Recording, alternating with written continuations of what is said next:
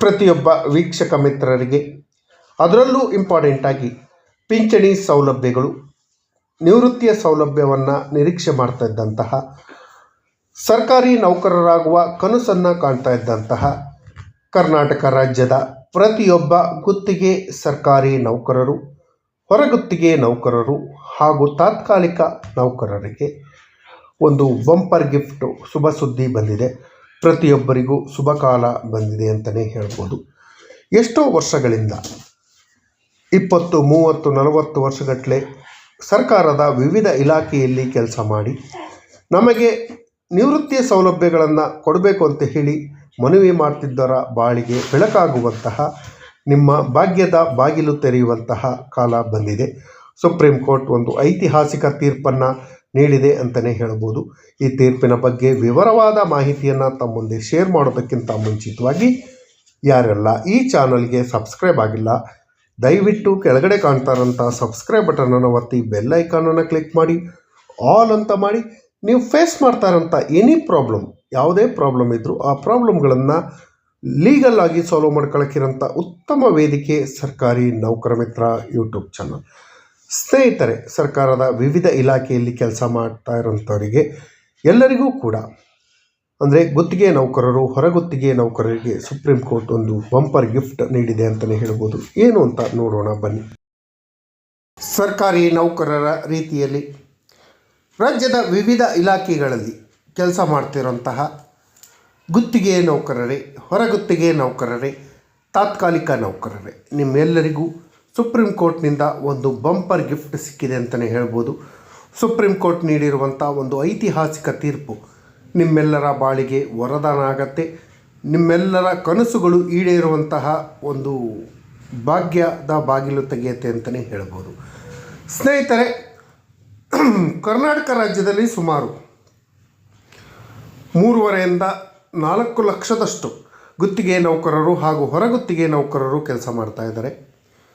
ಇವರೆಲ್ಲರೂ ಹಲವಾರು ವರ್ಷಗಳಿಂದ ನಮ್ಮನೆಗೆ ಸೇವಾ ನೇಮಕಾತಿ, ಸೇವೆ ಕಾಯಮಾತಿ ಮಾಡಬೇಕು, ನಮ್ಮನ್ನು ಸರ್ಕಾರಿ ನೌಕರರಾಗಿ ಘೋಷಣೆ ಮಾಡಬೇಕು, ನಮಗೆ ಪಿಂಚಣಿ ಸೇರಿದಂತೆ ಸರ್ಕಾರಿ ನೌಕರರಿಗೆ ಸಿಗುವಂಥ ಎಲ್ಲ ಸವಲತ್ತುಗಳನ್ನು ಕೊಡಬೇಕು ಅಂತೇಳಿ ಹೋರಾಟಗಳನ್ನು ಮಾಡ್ಕೊಂಬರ್ತಾಯಿದ್ರು. ಸರ್ಕಾರಿ ನೌಕರರಿಗೆ ಒಂದು ಥರ ಸೌಲಭ್ಯ, ಗುತ್ತಿಗೆ ನೌಕರರು, ಹೊರಗುತ್ತಿಗೆ ನೌಕರರು, ತಾತ್ಕಾಲಿಕ ನೌಕರರಿಗೆ ಒಂದು ರೀತಿ ಸೌಲಭ್ಯ ಕೊಡೋದು ಸಂವಿಧಾನ ಬಾಹಿರ ಅಂತ ಹಲವಾರು ಬಾರಿ ನಾನು ಹೇಳಿದ್ದೀನಿ. ಅದೇ ವಿಚಾರಕ್ಕೆ ಸಂಬಂಧಪಟ್ಟ ಹಾಗೆ ಸುಪ್ರೀಂ ಕೋರ್ಟ್ ಒಂದು ಐತಿಹಾಸಿಕ ತೀರ್ಪು ನೀಡಿದೆ. ಸುಪ್ರೀಂ ಕೋರ್ಟ್ ನೀಡಿರುವಂಥ ತೀರ್ಪು ಇಡೀ ದೇಶಕ್ಕೆ ಅನ್ವಯ ಆಗೋದ್ರಿಂದ ರಾಜ್ಯದ ನಿವೃತ್ತ ನೌಕರರು, ಅಂದರೆ ನಿವೃತ್ತ ಗುತ್ತಿಗೆ ನೌಕರರು, ಪಿಂಚಣಿದಾರರಿಗೂ ಕೂಡ ಉಪಯೋಗ ಆಗುತ್ತೆ, ಹಾಗೂ ಸರ್ಕಾರಿ ಗುತ್ತಿಗೆ ನೌಕರರು, ಹೊರಗುತ್ತಿಗೆ ನೌಕರರಿಗೂ ಕೂಡ ಇದರಿಂದ ಉಪಯೋಗ ಆಗುತ್ತೆ. ಸುಪ್ರೀಂ ಕೋರ್ಟ್ ಯಾವ ರೀತಿ ತೀರ್ಪನ್ನು ನೀಡಿದೆ ಅಂತ ನೋಡೋದಾದರೆ,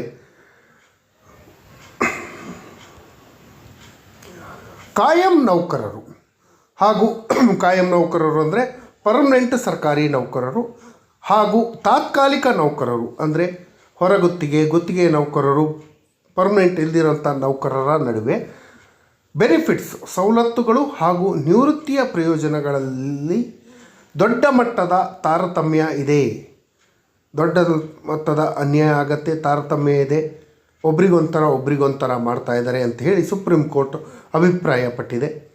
ಕಾಯಂ ಸಿಬ್ಬಂದಿಗಳ ರೀತಿಯಲ್ಲಿ ಏನು ಗೌರ್ಮೆಂಟ್ ಎಂಪ್ಲಾಯೀಸ್ ಇದ್ದಾರೋ ಅವರಿಗೆ ಯಾವ ರೀತಿಯಲ್ಲಿ ಕರ್ತವ್ಯ ನಿರ್ವಹಿಸ್ತಿದ್ದಾರೋ ಕೂಡ ಅದೇ ರೀತಿ ತಾತ್ಕಾಲಿಕ ಸಿಬ್ಬಂದಿಗಳು ಕೂಡ ಕರ್ತವ್ಯವನ್ನು ನಿರ್ವಹಿಸ್ತಾ ಇದ್ದಾರೆ. ಜನಗಳಿಗೆ ಒಳ್ಳೆಯದಾಗುವಂಥ ಸರ್ಕಾರ ಹೇಳಿರುವಂಥ ಕೆಲಸಗಳನ್ನು ಮಾಡ್ತಾ ಇದ್ದಾರೆ.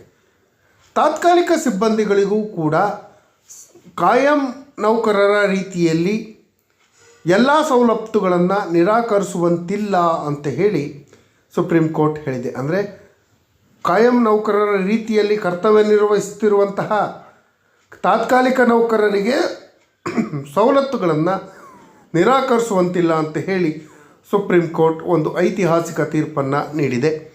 ಈ ಮೂಲಕ ಸುಪ್ರೀಂ ಕೋರ್ಟ್ನ ಗೌರವಾನ್ವಿತ ನ್ಯಾಯಮೂರ್ತಿಗಳಾದ ನ್ಯಾಯಮೂರ್ತಿ ಸಂಜಯ್ ಕರೋಲ್ ಹಾಗೂ ನ್ಯಾಯಮೂರ್ತಿ ಎ.ಜಿ. ಮಸೀಹರವರಿದ್ದ ಪೀಠವು ಬಿಹಾರ್ನ ಪಾಟ್ನಾ ಹೈಕೋರ್ಟ್ ನೀಡಿರುವಂಥ ಆದೇಶವೊಂದನ್ನು ಡಿಸ್ಮಿಸ್ ಮಾಡಿ ರದ್ದುಗೊಳಿಸಿ ಈ ಆದೇಶವನ್ನು ಹೊರಡಿಸಿದೆ. ಅಂಚೆ ಇಲಾಖೆಗಳಲ್ಲಿ ಅಂದರೆ ಇಂಡಿಯನ್ ಪೋಸ್ಟಲ್ಲಿ ದಶಕಗಳ ಕಾಲ ಸೇವೆ ಸಲ್ಲಿಸಿದ ತಾತ್ಕಾಲಿಕ ನೌಕರರಿಗೆ ಪಾಟ್ನಾ ಹೈಕೋರ್ಟ್ ಪಿಂಚಣಿ ನಿರಾಕರಿಸಿತ್ತು. ಈ ಆದೇಶವನ್ನು ಪ್ರಶ್ನಿಸಿ ಅರ್ಜಿದಾರರು ಸುಪ್ರೀಂ ಕೋರ್ಟ್ನಲ್ಲಿ ಅರ್ಜಿ ಸಲ್ಲಿಸಿದರು. ಈ ಸಂಬಂಧ ಅರ್ಜಿಯನ್ನು ವಿಚಾರಣೆ ನಡೆಸಿದಂಥ ಸುಪ್ರೀಂ ಕೋರ್ಟ್ ಪೀಠವು ಅಂಚೆ ಇಲಾಖೆಯಲ್ಲಿ ದೀರ್ಘಕಾಲದವರೆಗೂ ಕ್ಯಾಶಿಯರ್ ಲೇಬರ್ ನೈಟ್ ಗಾರ್ಡ್ ಆಗಿ ಕೆಲಸ ನಿರ್ವಹಿಸಿದ ಮಾಜಿ ನೌಕರರಿಗೆ, ಏನು ಅಂಚೆ ಇಲಾಖೆಯಲ್ಲಿ ಸುಮಾರು 30-40 ವರ್ಷಗಟ್ಟಲೆ ಕೆಲಸ ಮಾಡಿ ರಿಟೈರ್ಡ್ ಆಗಿರುವಂಥ ಮಾಜಿ ನೌಕರರು ಅಂದರೆ ನಿವೃತ್ತ ಸರ್ಕಾರಿ ನೌಕರರಿಗೆ 3 ತಿಂಗಳ ಒಳಗಾಗಿ ಕಂಡೀಷನ್ ಅಪ್ಲೈ ಆಗಿದೆ. 90 ಡೇಸ್ ಅಂದರೆ 3 ತಿಂಗಳ ಒಳಗಾಗಿ ಪಿಂಚಣಿ ಹಾಗೂ ಪಿಂಚಣಿಯಲ್ಲಿ ಬರುವಂಥ ಸವಲತ್ತುಗಳನ್ನು ನೀಡಲು ಕೇಂದ್ರ ಸರ್ಕಾರಕ್ಕೆ ಆದೇಶವನ್ನು ನೀಡಿದೆ. ಸ್ನೇಹಿತರೆ, ಪಿಂಚಣಿ ಸವಲತ್ತುಗಳಂದರೆ ತಮಗೆಲ್ಲರಿಗೂ ಗೊತ್ತಿರ್ಬೋದು. ಕೊನೆ ತಿಂಗಳ ಸಂಬಳ, ನಾವು ಏನು ಪಡಿತಾ ಇದ್ದೀವಲ್ಲ ಸಂಬಳ, ಆ ಕೊನೆ ತಿಂಗಳ ಸಂಬಳದಲ್ಲಿ 50% ಪಿಂಚಣಿಯನ್ನು ಕೊಡೋಂಥದ್ದು, ಪ್ಲಸ್ DAಯನ್ನು ಸೇರಿಸಿ ಕೊಡೋಂಥದ್ದು. ಅದ್ರ ಜೊತೆಯಲ್ಲಿ DCRG ಇರ್ಬೋದು, ಕಮಿಟೇಷನ್ನು, EL ಎನ್ಕ್ಯಾಸ್ಮೆಂಟು ಸೇರಿದಂತೆ ಎಲ್ಲ ನಿವೃತ್ತಿ ಸೌಲಭ್ಯಗಳನ್ನು ಕಮಿಟೇಷನ್ನಿಂದ ಹಿಡ್ಕೊಂಡು ಎಲ್ಲವನ್ನು ಕೊಡಬೇಕು. ವಿತಿನ್ 3 ಮಂತ್ಸ್ ಒಳಗಾಗಿ ಸೆಟ್ಲ್ಮೆಂಟ್ ಮಾಡಬೇಕು ಅಂತ ಹೇಳಿ ಕೇಂದ್ರ ಸರ್ಕಾರಕ್ಕೆ ಸುಪ್ರೀಂ ಕೋರ್ಟ್ ತಿಳಿಸಿದೆ. ಒಂದು ವೇಳೆ ನ್ಯಾಯಾಲಯ ನೀಡಿರುವಂಥ ತೀರ್ಪನ್ನು ಪಾಲನೆ ಮಾಡದೇ ಇದ್ದರೆ, ಈ ಅವಧಿಯಲ್ಲಿ ಅವರಿಗೆ ಪೆನ್ಷನ್ ಬೆನಿಫಿಟ್ಸ್ಗಳನ್ನು ಪಿಂಚಣಿಯನ್ನು ಕೊಡದೇ ಇದ್ದರೆ, ಹಣವನ್ನು ನೀಡದೇ ಇದ್ದರೆ, ಪೆನ್ಷನ್ನಿಗೆ ಸಂಬಂಧಪಟ್ಟ ಹಣವನ್ನು ನೀಡದೇ ಇದ್ದರೆ ವಾರ್ಷಿಕ 6% ಬಡ್ಡಿ ಸೇರಿಸಿ ಪಾವತಿಸಬೇಕು ಅಂತ ಹೇಳಿ ಖಡಕ್ ಎಚ್ಚರಿಕೆಯನ್ನು ನೀಡಿದೆ. ಎಷ್ಟು ಅವ್ರಿಗೆ ದುಡ್ಡು ಬರಬೇಕು, ಆ ದುಡ್ಡಿಗೆ 6% ಬಡ್ಡಿಯನ್ನು ಸೇರಿಸಿ ಬಡ್ಡಿ ಸಹಿತ ಸೌಲಭ್ಯಗಳನ್ನು ಕೊಡಬೇಕು ಅಂತ ಹೇಳಿ ಖಡಕ್ ಆದೇಶವನ್ನು ನೀಡಿದೆ.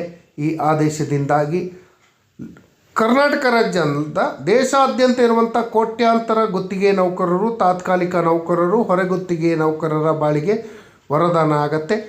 ಅವರು ಸರ್ಕಾರಿ ನೌಕರರಾಗಬೇಕು ಅಂತ ಕನಸು ಕಾಣ್ತಾ ಇದ್ರಲ್ಲ, ಆ ಕನಸುಗಳು ಈಡೇರುತ್ತೆ. ಸರ್ಕಾರಿ ನೌಕರರಿಗೆ ಯಾವ ರೀತಿಯಲ್ಲಿ ಪಿಂಚಣಿ ಹಾಗೂ ಪಿಂಚಣಿ ಸವಲತ್ತುಗಳನ್ನು ಸರ್ಕಾರ ಕೊಡುತ್ತೆ, ಅದೇ ರೀತಿಯಲ್ಲಿ ಗುತ್ತಿಗೆ ನೌಕರರು, ಹೊರಗುತ್ತಿಗೆ ನೌಕರರು ಹಾಗೂ ತಾತ್ಕಾಲಿಕ ನೌಕರರಿಗೂ ಕೂಡ ಕೊಡಬೇಕಾದಂಥ ಅನಿವಾರ್ಯತೆ ಬರುತ್ತೆ. ಸುಪ್ರೀಂ ಕೋರ್ಟ್ ಖಡಕ್ಕಾಗಿ ಹೇಳಿದೆ, ಸ್ಪಷ್ಟವಾಗಿ ಹೇಳಿದೆ. ವಿತಿನ್ 3 ಮಂತ್ಸ್ ಒಳಗೆ ಅವರಿಗೆ ಸಿಗಬೇಕಾದಂಥ ಪಿಂಚಣಿ ಸೌಲಭ್ಯದ ಹಣವನ್ನು ತಕ್ಷಣ ಪಾವತಿ ಮಾಡಬೇಕು. 3 ತಿಂಗಳ ಒಳಗಾಗಿ ಪಾವತಿ ಮಾಡದೇ ಇದ್ದರೆ ವಾರ್ಷಿಕ 1 ವರ್ಷಕ್ಕೆ 6% ಬಡ್ಡಿಯನ್ನು ಸೇರಿಸಿ ಅವರಿಗೆ ಬಡ್ಡಿ ಸಹಿತ ಪಿಂಚಣಿ ಸೌಲಭ್ಯ ಹಾಗೂ ಸವಲತ್ತುಗಳನ್ನು ಕೊಡಬೇಕು. ಸರ್ಕಾರಿ ನೌಕರರು ಹಾಗೂ ಗುತ್ತಿಗೆ ನೌಕರರು, ತಾತ್ಕಾಲಿಕ ನೌಕರರ ಮಧ್ಯೆ ತಾರತಮ್ಯ ಭಾವನೆಯನ್ನು ಮಾಡಬಾರ್ದು ಅಂತ ಹೇಳಿ ಖಡಕ್ ಎಚ್ಚರಿಕೆಯನ್ನು ನೀಡಿದೆ. ಇದೇ ರೀತಿ ಹಲವಾರು ತೀರ್ಪುಗಳ ಬಗ್ಗೆ ನಿಮಗೆಲ್ಲರಿಗೂ ತಿಳಿಸಿದ್ದೀನಿ. ಕರ್ನಾಟಕ ರಾಜ್ಯದಲ್ಲಿರುವಂಥ ಎಲ್ಲ ಗುತ್ತಿಗೆ ನೌಕರರು, ಹೊರಗುತ್ತಿಗೆ ನೌಕರರು, ತಾತ್ಕಾಲಿಕ ನೌಕರರು ಆ ವಿಡಿಯೋಗಳನ್ನು ನೋಡಿ ನಿಮ್ಮೆಲ್ಲರ ಕನಸುಗಳು ಈಡೇರುವಂಥ ಸಮಯ ಬಂದಿದೆ. ನೀವು ಸರ್ಕಾರಿ ನೌಕರರಾಗುವಂಥ ಕಾಲ ಕೂಡ ಬಂದಿದೆ. ನಿಮಗೆ ಸರ್ಕಾರಿ ನೌಕರರಂತೆ ಪಿಂಚಣಿ ಸೌಲಭ್ಯಗಳು ಸೇರಿದಂತೆ ಪ್ರತಿಯೊಂದನ್ನು ಕೊಡುವಂಥ ವ್ಯವಸ್ಥೆಯನ್ನು ಮಾಡುತ್ತೆ ಅಂತ ಹೇಳ್ತಾ, ಯಾರೆಲ್ಲ ಪಿಂಚಣಿ ಇಲ್ಲದೇ ರಿಟೈರ್ಡ್ ಆಗಿದ್ದೀರಿ, ಗುತ್ತಿಗೆ ನೌಕರರು, ಹೊರಗುತ್ತಿಗೆ ನೌಕರರು, ಈ ಆದೇಶವನ್ನು ಹಾಕಿ ಮಾನ್ಯ ಹೈಕೋರ್ಟ್ನಲ್ಲಿ ಅರ್ಜಿಯನ್ನು ಸಲ್ಲಿಸೋಕ್ಕೆ ಅವಕಾಶ ಇದೆ. ನಿಮಗೆ ಬೇಕಾದಂಥ ಕಾನೂನು ಸಲಹೆಯನ್ನು ಕೊಡುವಂಥ ಕೆಲಸವನ್ನು ಈ ಚಾನಲ್ ವತಿಯಿಂದ ಮಾಡ್ತೀವಿ ಅಂತ ಹೇಳ್ತಾ, ಈ ಮಾಹಿತಿ ಇಷ್ಟ ಆಗಿದರೆ ದಯವಿಟ್ಟು ಸಬ್ಸ್ಕ್ರೈಬ್ ಮಾಡ್ಕೊಳ್ಳಿ. ನಿಮ್ಮ